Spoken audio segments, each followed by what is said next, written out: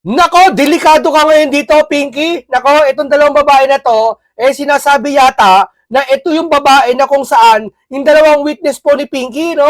Medyo nakatalikod lang siya pero medyo yung hugis ng katawan niya, kamukha ayataan niya, sabi ng mga nakakita, doon sa witness ni Pinky. No, ito po yung witness ni Pinky, di ba naalala niyo ito? O ngayon, isang nakaitim na medyo payat at isang naka-blue na medyo chubby, no? At ito naman, naka-chubby na katalikod, isa din medyo payat, no? Tapos yung buhok, medyo may pagkaparehas niya, no? May kulay din yung isa, may kulay din tong isa. No, isang walang kulay, isa wala rin kulay, pero hindi, parang parang baliktad. Hindi natin alam kasi sa panahon nito, mahaba ang buhok, syempre. Sa panahon nito, nagbibigayan ng pera. Ito, di umano, nakita nyo nakalatag yung pera.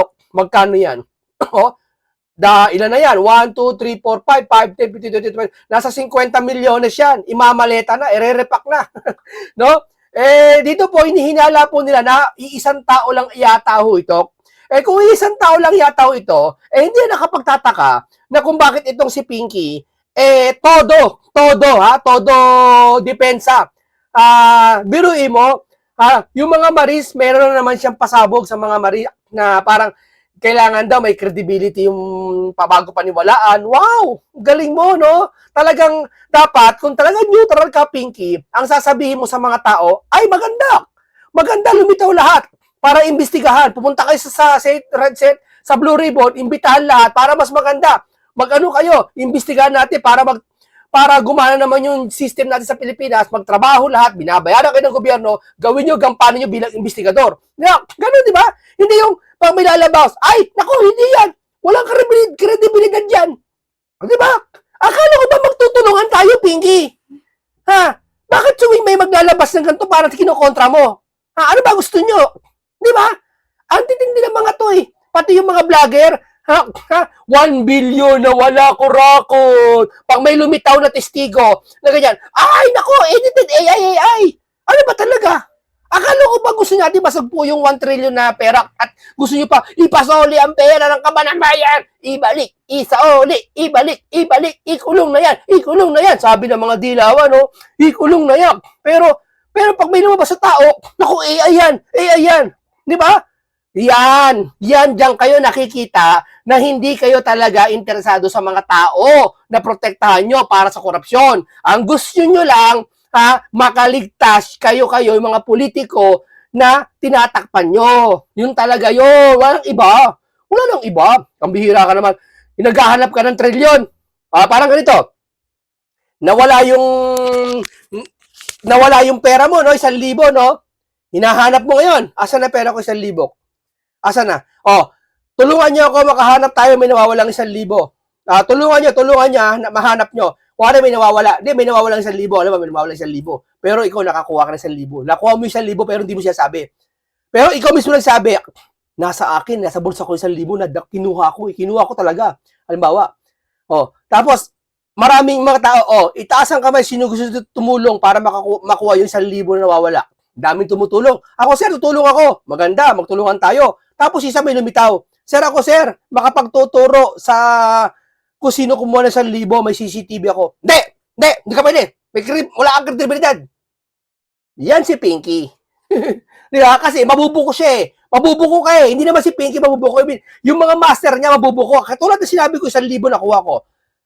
Tulungan niyo ako na makahanap 1,000 niya. Wala. Pala ako nakakuha. Ako pala nagnakaw. No? Kuwari may tuturo nakakanap. Tapos pag may tumulong, magagalit ka kasi ituturo yung mastermind. Di ba ganyan yung administrasyon niya yun? Ngayon, hindi ako may post ito si Cathy Binag po. Ayan. Si Cathy Binag po nag-post ito at maraming tao nagbabiral na po ito ngayon. Ayan, ito yung kung saan, ito yung picture ng 18 Maris na nilabas nila na kung saan, kasama ang paghanda ng pera sina May Ann Cruz, Kate Villarreal at Lori Carpio. Basta talaga Carpio, no? Iba talaga, no? Iba talaga pag Carpio, no? Nakakabuisit, Di ba? Okay, alam mo, ito, dito mo talaga makikita kung talagang seryoso sila sa pag-iimbestiga. Pupuspusin nila to kako. Hindi nila pwede sabihin, nakita nila, AI Anya. Di ba? Yung mga bangag vloggers, double time na silang triple time. Yung pinakita ito, AI daw. AI daw lahat ng mga baleta, lahat AI daw. Samantalang yung Bibo, nakuha ito, hindi pa uso AI. Kailan ba bubo na uso ang AI? Eh, ikaw, 2023, hindi pa ganun kakilala AI. Halos wala pa nga lahat eh. Di ba? Eh, mga panahon to, 2024 yan eh. Eh, wala pa naman AI noon, eh, mga panahon na yun, unang salta. Wala pa. Ngayon pa lang yan eh. Di ba? Okay, dumako na tayo dito kay Ma'am Rowena Guanzon. Marami tayong malalaman kay Ma'am Rowena dito po sa kanyang mga salita at banat na matitindi, no? Ito pong mga 18 na mga security ni Saldico at iba pa.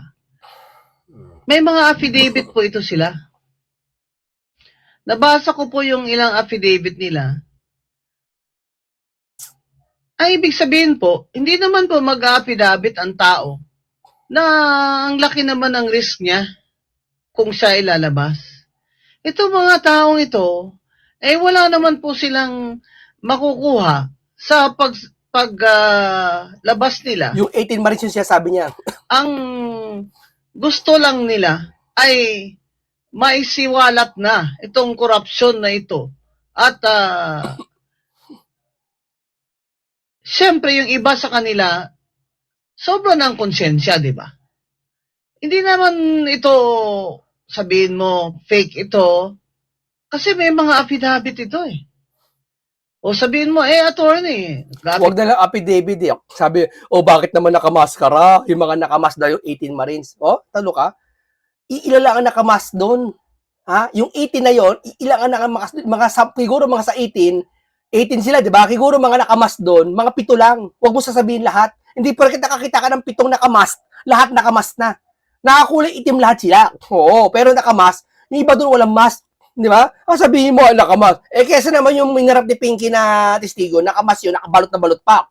Di ba? Pinaghinalaan niya yung nagbibilang ng pera, nagre-repack. Di ba? Walang dahilan to mga to eh. Imbestigahan nyo na. Yun lang kadali yun. Imbestigahan nyo. Huwag yung puro, hindi totoo yan. Dapat din yung sinungaling eh.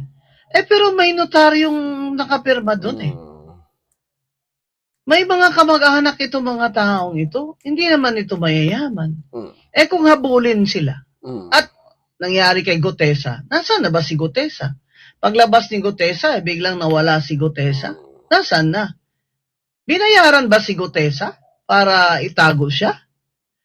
Tinakot ba ang mga pamilya nila? Kaya nawala si Gutesa?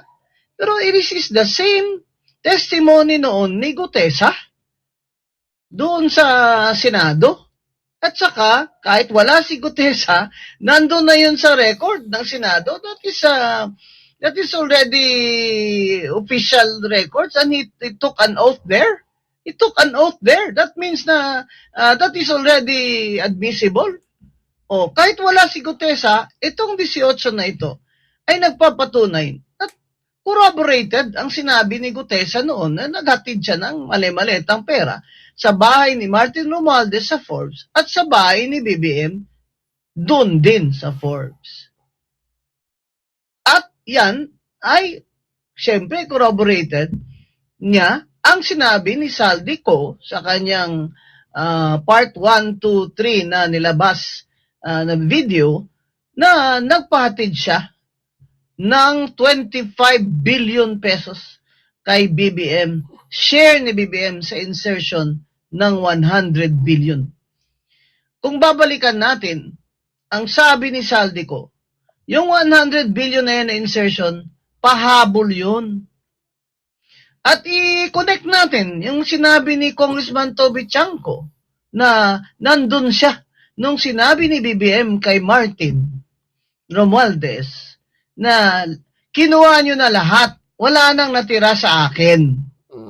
So, doon na sa sinabi ni Toby Chanco, di ba naalala nyo? Narinig daw nila pinapagalitan. Although pinagagalitan ni BBM yung dalawa, tama yun. Pero sa paggalit na yun, doon makikita na ang paggalit, sabi ni Toby Chanco, hanggang hindi kayo titigit sa kakakuha nyo ng, di ba kayo masaya na, may bahay na kayo, may steak na kayong kinakain. Alam mo yun, ilan pa bang eroplano? Alam mo, doon ganun paggalit? Yung babae, hindi nyo ba mahalata yun? Yeah? Nung na-realize ni BBM na kasi mga panahon ng mga, ito, bago tong flood control na to, yung 2015, pataas, pababa, lahat. akala kasi nila pag talaga nakakita ka ng congressman, ay mayaman yan. Naging ordinary na sa tao yun, ay pag congressman, kurakot yan. Pag mayor, kurakot yan. Nasana yung mga tao eh. Kaya baliwala sa kanila, ayaan mo na. Kaya ngayon, hindi makapaniwala yung mga tao, hindi makapaniwala ibang politiko na ginaganyan sila. Yeah? Akala nila, kasi ang tao ngayon biglang tumalino eh. Kaya nga biglang na-invento yung AI eh. Biglang umunlad yung kaalaman ng tao eh. Kaya huling-huli na sila, hindi na makapagtago eh. Kaya talagang para kasi nungalingan. Noon ako ng mga ito, ako wala. Nagpa-insertion siya ng 100 billion at tinanong ni Saldico si Secretary Amina na kay presidente ba talaga ito? Sabi ng Secretary of the Budget, siyempre, yan ang utos niya eh. Ikaw ba kung si Saldico ka, hindi ka maniniwala sa Secretary of the Budget mismo? Na alter ego ng presidente when it comes to the budget? Sinabi niya, insert mo dyan. Idagdag mo dyan ang 100 billion niya. Grabe. Pati yung dalawang undersecretary, na I think, ang isa doon, si Yusek Bersamin, na tinutukoy na nagtitext sila ni BBM ng kanyang kapirahan na kickback, tinanong pa ni Saldico. Kaya kinausap siya ng dalawang undersecretary na yan ni BBM. Kaya niya tinanong si Budget Secretary Amina. At nung tinanong niya si Martin Luther King Romualdez, sinabi sa kanya, what the president wants, the president gets. Yun. Di ba Inglesero yan si Martin Luther? Yan. So, ang sinasabi ni Saldi, maniniwala ba kayo o hindi? Ako, at this point, naniniwala na talaga ako.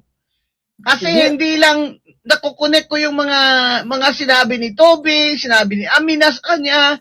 Lahat na sinabi, sasabihin ng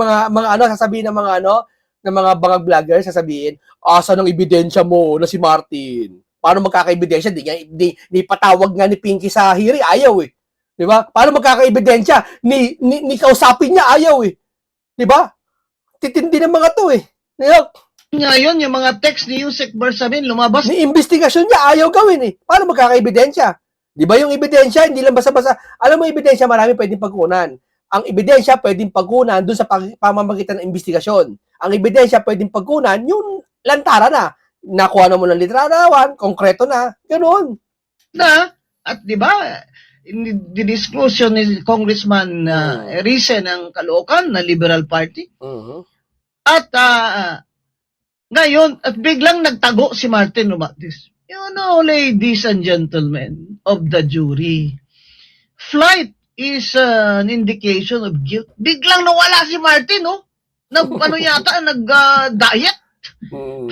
Pagbalik ni Martin Romualdez, di mo na makilala sa kapayat, no? Grabe pala yung bilyong-bilyong perang kickback, nakakapayat pala yun. Kaya pala patabalan tayo ng pataba. Nakakahiya, nakakainis. Alam mo, tinatawa ko lang, pero parang gusto ko nang minsan, ang sakit na sa puso itong galit ko sa inyo mga magnanakaw kayo eh. Kaya tinatanong ako ni Karen Davila, bakit daw ako laging galit? Di ka ba naman magagalit sa mga itong mga animal na ito? Kapobre na ng mga tao, Pilipino. More than half ang gutom. 260,000 walang trabaho as of December ayon sa Philippine Statistics Authority. Yung pala, bilyon-bilyon, trilyon piso ng mga kickback nila dyan sa DPWH projects. At bakit yan si Undersecretary Bernardo hanggang ngayon hindi yan nakukulong? Abay, kung state witness siya, kasama siya dapat sa nahahabla.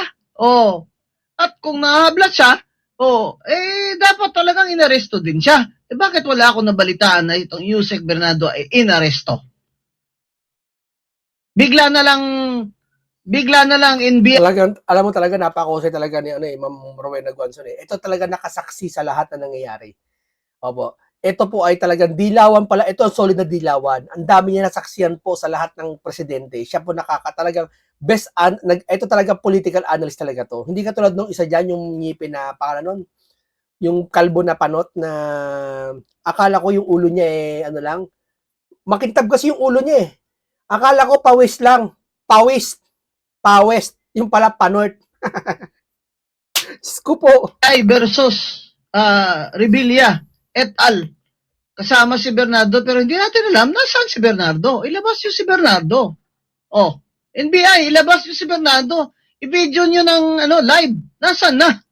Si Yusek Bernardo. Dahil yan ang sabi nyo, state witness nyo eh. Oh. Pero, dinidistract nyo lang kami. Kaya may impeachment, may ganito, may punta sa Sanaga, may punta sa Negros Occidental si BBM, mamimigay ng 1 billion na pera naman natin yan. Dinidistract lang tayo, mga kababayan. Dahil ang totoo, ninakaw nila sa kakikbakan nila, estimate 1.9 trillion. Ang Pilipinas, napakapobre po natin. We are a poor country. Ang sabi nga, di ba, ni Cora Guidote, isang guest natin nung karaan sa TV,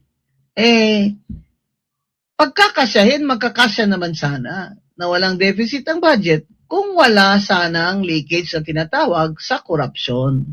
I-estimate natin dyan, 30% sa corruption eh. Tingnan nyo mga kababayan. Dyan sa DPWH budget lang, estimate nyo magkano bang budget nila ngayon to 2025? Mag-times kayo ng 0.30. Yan yung estimate na nakaw. Yan ang estimate na leakage ang sinasabi. Kaya naman, salutatorya na tayo ngayon sa mga most corrupt countries in Asia. Sabi naman ni BBM, okay lang yan, hindi pa naman tayo ang the most corrupt. Hindi naman tayo daw ang valedictorian. Aba, okay ka lang dyan, BBM. Ha? Okay ka lang dyan kasi sarap ng buhay mo, no? Gigising ka lang kung kailan mo gustong gumising, eh. Kami, mga batao dito, gigising alas 3 ng umaga para makapaghanda na at makapagpila na sa bus. Kaya maglakad na lang pag save ng pera sa tricycle yung mga bata. Okay ka lang dyan, BBM. Kasi 3 taon ka na ng kaw. Tapos ngayon, ikaw pa hero? Ito, ebidensya ito eh. Ebidensya ito. Tingnan natin ulit yung isang clip dyan ng sinasabi ng mga 18 na security na dating Marines at Navy. Pakinggan nito mga kababayan.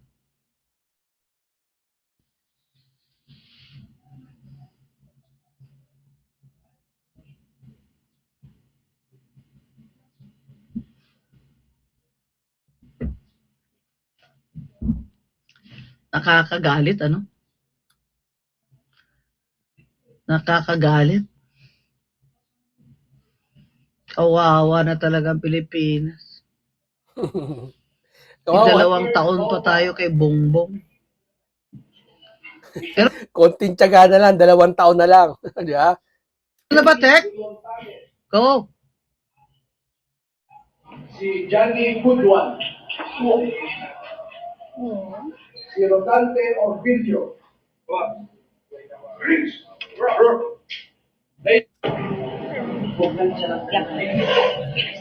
Ayan, dami nila, Yan ba, nakamas yan?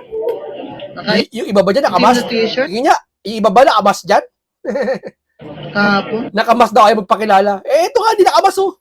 Nagmas lang yung mga yon. Siguro medyo nahihiya sila dun sa itsura nila. Nahihiya sila kasi ngayon sila nagpakita sa TV.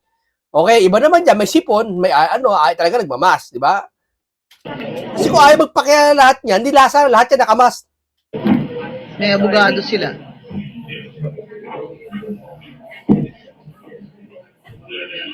Kanina nakita ko yung mga nagrarally sa yung anniversary ng EDSA yata ngayon. Ito lang yung yatang anniversary ng EDSA na hindi ako nagpunta ng EDSA. Kasi naman yung Kiko D, yun yata hari-hari doon ngayon na hindi pa naman yung tao noong 1986. Sabi niya, bawal daw kami mag-slogan doon ng BBM resign. Aba, mangal nga si Wanna Change May Paner. Diba? Nagbago na sila, di ba, yung mga dilawan dyan na dati BBM resign eh. Ngayon, iba na. Di ba? Kaibigan ko eh. Duterte na sila. Aba? Kung asa nga sila lalamang.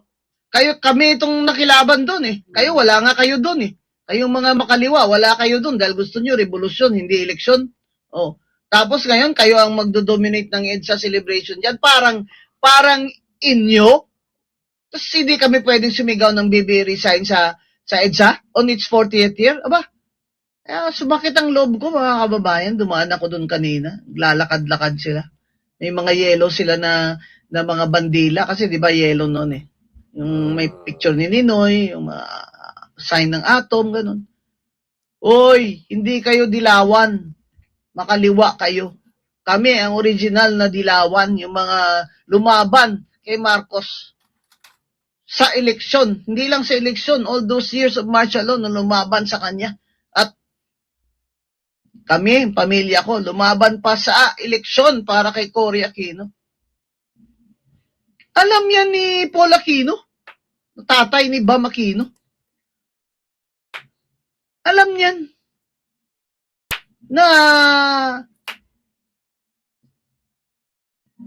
kami, ang pamilya ko, ang lumaban sa Marcos warlord doon sa amin sa Northern Negros sa Cadiz para kay Cory. Dahil ayaw nyo lang na si Sara ang mag-vice president. Tama. Mga bulok kayo. Yung mga utak nyo, bulok. Hindi kayo dapat mamuno sa bansa. Hindi kayo ang dapat mamumuno sa ating mga kabataan ngayon.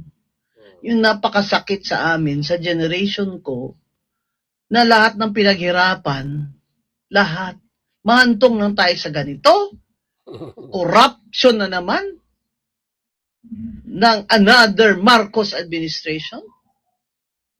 Tapos kayo, okay lang, hindi BBM resign, kasi baka si Sara ang uupo. Yun ang constitution eh. Di ba? Yun ang sinabi ni former Justice, retired Justice Antonio Carpio. That's a constitution. Pag nag-resign ang presidente, the vice president will assume office. In fact, during a temporary incapacity, kung yan si Bongbong ay na-under anesthesia, nasa konstitusyon na immediately the acting president will be the vice president. The vice president shall be the acting president without any act on the part. Ayaw nga nila kasi takot na takot sila ngayon. Kaya nga lahat ng naratibo nila papunta kay sa 2028. Ayaw nila manalo si BP Sara. Gusto ma-impeach. Yung madiin yung ICC, mahuli si Bongo. Kung ganoon, masira lahat ng DDA. Kaya wala matira sa, kumbaga, sure bull kung sino tatakbo sa 2028, mawala lahat ng DDA. Si Marcoleta, siraan nila. Lahat ng DDA, tamo, lahat ng DDA sinisiraan, maliban doon sa mga pinklawan, pati sa mga pulaan. Sila perfect. Sila perfect lahat ngayon. Sinisiraan mga DDS lahat, di ba? Congress. Pag temporarily incapacitated siya, pag nag-surgery siya. Kaya dapat ilabas nila sa atin ang state of health ni Bongbong at araw-araw, dapat ipakita nila na talagang buhay yan. Pupunta siya ng New York, paano natin alam kung doon pala siya nagpa-surgery? Hindi ba? Kaya mga kababayan, itong people power na pinaghirapan, 40 years after, Marcos na naman ang presidente.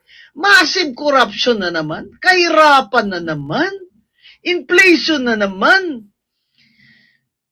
It's the same thing as his father's term during martial law. Sabihin nila, mabait yan. Mabait. Mabait ba yan? For political reasons, gagawin niya ito mga ito lahat. Why do you think, mga kababayan, na kinamkam nila ng todo sa kickback yung budget ng 2024 at 2025? Para sa 2025 election. Para manalo lahat ng congressman nila at party list nila. Tingnan nyo, 3. Si Martin Romualdez, anak niya at asawa niya. Na 4th term na yung asawa niya, that's already violates the Constitution. Nandyan pa rin siya. Si Eda Romualdez. Pero, ang kapal na mukha nila. Kaya, we are up against evil people. That is why, hindi tayo pwedeng tweetams dyan. Kasi yung iba dyan, tweetams di ba? Kalaban mo evil, demonyo, magnanakaw, tweetams ka pa, hindi na mga kababayan. Hindi na. Yan ang sinasabi ko. They were preparing for the 2028 elections. Na lahat sila mananalo, in place sila. At sila mo kung mamali sila ng... Basta isisigurado nila ang 2028, talagang aalis nila si Sara. Lahat ng kakampi ng kaalyado, talagang naratibo nila. Hindi naman nila sinasabing totoo na talagang tahasan nila sinasabi. Yung pinapakita ngayong sitwasyon ngayon, yun na doon papunta yun. Ng boto, di ba? Tag 3,000 pesos. Ganyan. Oh. Bakit? Kasi hindi nila pera yun. Inakaw nila yun sa atin. Inakaw nila sa ating mga taxpayers. Ultimo vendor ng buko dyan sa daan at mais, nagbabayad yan ng tax sa VAT. Pag bumibili sila ng gatas, may VAT. Pag bumibili sila ng gamot, may VAT. Tama. Unless senior sila. Alam mo kung nasisinop lang talaga lahat ng tax ngayon, mayaman lahat ng bansa, ang Pilipinas ngayon. Pati mga Pilipino hindi maghihirap ng ganito. May magandang mataas ang sahod, mataas ang lahat. Tayong lahat, tinatax ng gobyernong ito na ninanakaw lang din nila. Yung deficit sa budget, hirap na yung Secretary Recto. Kaya utang ng utang every year si BBM. Yun, nag-float na naman ng treasury bonds. Nangutang na naman. Nangutang na naman sa ating mga Pilipino na may mga pera. Bumili sila ng treasury bonds ng gobyerno na babayaran after 10 years, 5 years at an interest. Utang yan. Ibig sabihin, hindi pa tapos si BBM sa pangungutang para ikukurap lang din nila. Yan ang problema talaga na ayaw ko manahimik. Na pobre tayo, ang daming pobre, daming nagugutom, tapos ninanakaw pa nila. Tapos yung bang astang hindi pa sila nagnakaw. Bakit ngayon walang nakukulong? Si Martin Romualdez hindi nakukulong. Si Garjola ng CWS party list dyan sa Batangas, hindi pa nga na-warrant of arrest. Sa lahat naman. Hindi, ito na nga lang Huwag na ikulong Huwag nang pagbintangan Huwag na lahat Doon na lang, imbestigahan na lang, tanungin man lang Paupuin sa hearing Tanungin ni Senator Marcoleta, tanungin ni Amy, o sino man doon Sir, kayo po ba tinutukoy ng ganto? Di ba? Doon pa lang Ayaw gawin ni Pinky. Di ba? Yun na lang Tapos nalaban Tanungin na lang, panalo na Pilipino. Ayaw pa rin So, ibig sabihin, may tinatago. Di ba? Baka matanong kasi na hindi makasagot. Ng mga disclosure, Garjola lumalabas Dito sa 18 na former security ni Saldico, na ginamit nila sa pag-deliver ng bilyon-bilyong pera. Si Garjola din lumalabas ang pangalan Bakit ba hindi pwedeng galawin yan si Garjola? Dahil baka si Garjola din ay mag-squeal. Di ba? Baka kumanta. Mag-squeal din siya. Kaya, yung pinalayas nila si Zaldico para hindi dito ma-interview, na-realize ni Zaldico na talagang siya lang puputulan ng ulo. Kaya na siya lumabas. Ito mga kababayan, suportahan natin itong 18 Marines. Itong mga ex na Marines at Navy na ginawang ex-security ni Zaldico. Okay. Okay, maraming salamat po sa inyo mga kababayan. Hanggang dito lang po muna tayo. Mag-ingat lahat kayo. Paalam po sa inyong lahat.